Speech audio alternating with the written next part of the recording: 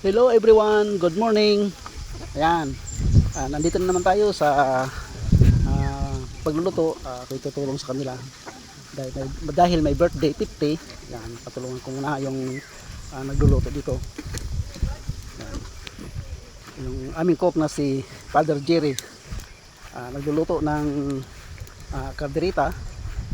Ayan. Lahat na mga ka-idol yung Ricardo ng paladin sa sahog sa karderita ay inilagay na. Siguro ito na lang siguro natira yung binubuksan niya. Yan, yung mahalang-halang yata yan. Yan.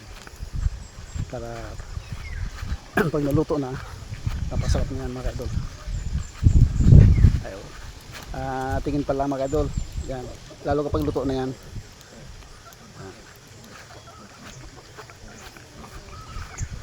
Ubos lahat oh. Ayan mga kaidol. Ito naman sa kabilang side ko, yan. Ito ay nag-prepare ng init na tubig para doon sa kakatayin ulit isang baboy. Lilutsunin.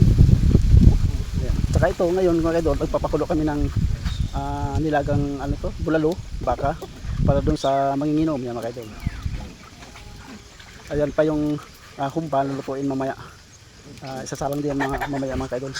Yun o, kumukulo yung bulalo para mamaya sa pulutan ng tea. Sarap niyan ng sabaw mga kaidol. Yan mga kaidol, luto na yung karderita. Nahalo na ni cook Jerry. Yan, ang sarap niyan mga kaidol. Yan, halo pa lang at tinitingnan ng maigi at ang sarap niyan. Sarap nang kumain dyan. Ayan.